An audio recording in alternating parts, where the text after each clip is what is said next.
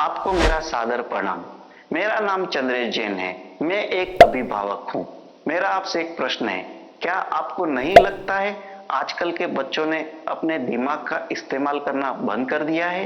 वे तकनीक पे अधिक निर्भर रहने लगे हैं क्योंकि सब कुछ उंगलियों पे उपलब्ध है। कोई इस युवा पीढ़ी को कैसे जागरूक कर सकता है कि वे प्रौद्योगिकी के स्वामी बनने चाहिए, उसका गुलाम नहीं? कृपया मार्गदर्शन कीजिए। धन्यवाद।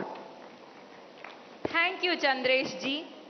आदिवासी जनजाति के लोक नायक स्वतंत्रता सेनानी बिरसा मुंडा की जन्मभूमि झारखंड के रामगढ़ जिले से एक अभिभावक श्रीमती पूजा श्रीवास्तव जी ऑनलाइन माध्यम से इस कार्यक्रम से जुड़ी हुई है और प्रधानमंत्री जी आपसे प्रश्न पूछकर अपनी शंका का समाधान चाहती है।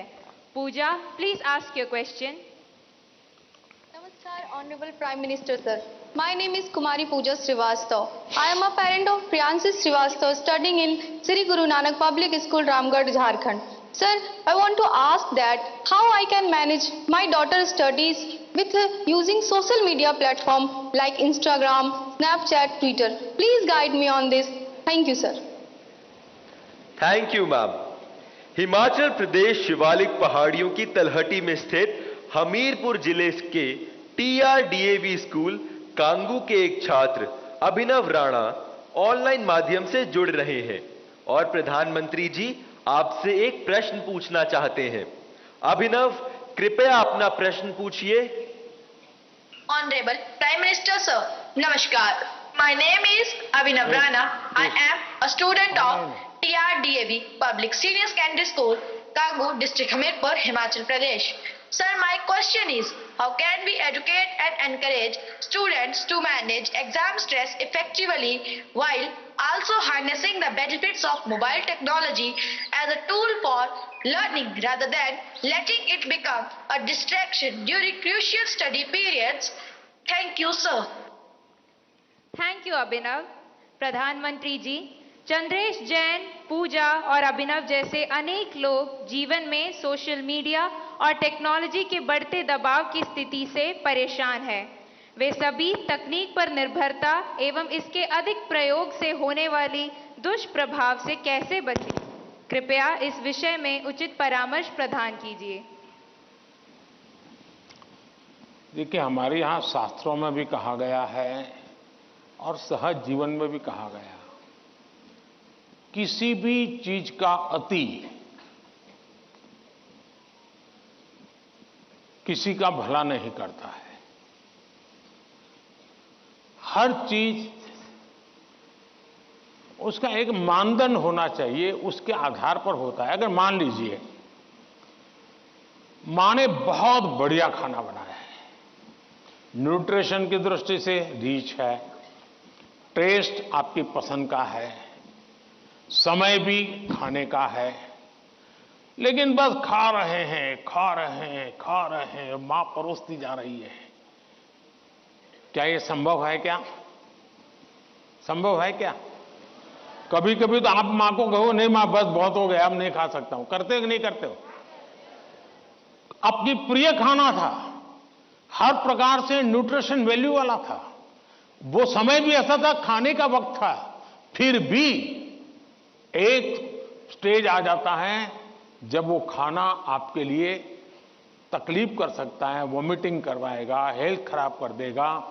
आपका कितना ही प्रिय खाना आपको रुकना पड़ेगा। रुकना पड़ता कि नहीं रुकना पड़ता? वैसे ही मोबाइल के ऊपर कितना ही प्रिय चीजें, कितनी ही चीजें आती हो, लेकिन कुछ तो समय तय करना पड़ेगा। अगर आप, मैंने देखा है आजकल बहुत से लोगों को जब भी देखो लगे पड़े हैं। आपने देखा होगा, मेरे हाथ में कभी, बहुत रेयर केस में कभी मोबाइल फोन मेरे हाथ में होता है, क्योंकि मुझे मालूम है कि मेरे समय का मुझे सर्वाधिक उपयोग क्या करना है। जबकि मैं ये भी मानता हूं कि इंफॉर्मेशन के लिए मेरे लिए एक बहुत आवश्यक साधन भी है, लेकिन उसका कैसे उपयोग करना, कितना करना, इसका मुझे विवेक होना चाहिए। और ये दोनों जो पेरेंट्स की चिंता है वो इन दो की नहीं है, हर पेरेंट्स की चिंता है।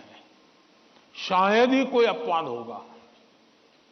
जो माँ बाप खुद भी दिन भर मोबाइल में अटके रहते होंगे ना, वो भी चाहते होंगे कि बेटा इससे बचे।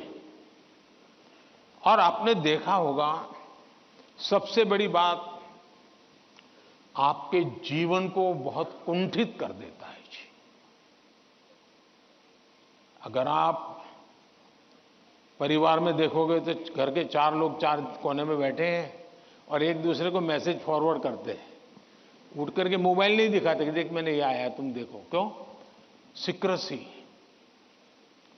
ये इसके कारण एक बहुत बड़ा अविश्वास पैदा करने में ये भी एक साधन बन गया आजकल। अगर माँ ने मोबाइल फोन को हाथ लगा दिया, बस आ गया घर में तूफान। तुम कौन होती मेरे मोबाइल को हाथ लगाने वाली? यही हो जाता है। मैं समझता हूं कि परिवार में कुछ नियम होने, जैसे खाना खाते समय डाइनिंग टेबल पर कोई इलेक्ट्रॉनिक गैजेट नहीं होगा, मतलब नहीं होगा। सब लोग खाना खाते समय गप्पे मारेंगे, बातें करेंगे, खाना खाएंगे। ये हम डिसिप्लिन फॉलो कर सकते हैं जी। घर के अंदर मैंने पहले भी कहा है या दोबारा कहता हूं, नो गैजेट जोन, कि भाई ये कमरे में कोई गैजेट की एंट्री नहीं, हम बैठेंगे, बातें करेंगे, गप्पे मारेंगे। परिवार के अंदर वो ऊष्मा का वातावरण उसके लिए जरूरी है। तीसरा, हम हमारे खुद के लिए भी अब टेक्नोलॉजी से हम बच नहीं सकते हैं। टेक्नोलॉजी को बोझ नहीं मानना चाहिए, टेक्नोलॉजी से दूर भागना नहीं चाहिए, लेकिन उसका सही उपयोग सीखना उतना ही अनिवार्य है। अगर आप टेक्नोलॉजी से परिचित हैं, आपके माता पिता को पूरा नॉलेज नहीं है, सबसे पहला आपका काम है आज मोबाइल पर क्या क्या अवेलेबल है उनसे चर्चा कीजिए, उनको एजुकेट कीजिए और उनको विश्वास में लीजिए कि देखिए मैथ में मुझे ये चीजें यहां मिलती हैं, केमिस्ट्री में मुझे ये मिलती हैं, हिस्ट्री में ये मिलती हैं, और मैं इसको देखता हूं, आप भी देखिए। तो वो भी थोड़ी रुचि लेंगे। वरना क्या होगा, हर बार उनको लगता होगा कि मोबाइल मतलब ये दोस्तों के साथ चिपका हुआ है, मोबाइल मतलब रील देख रहा है। अगर उसको पता चले कि भाई इसमें ये पार्ट है, इसका मतलब ये नहीं कि माँ बाप को मूर्ख बनाने के लिए बढ़िया चीज दिखा दे और फिर दूसरा करे, ऐसा नहीं हो सकता है।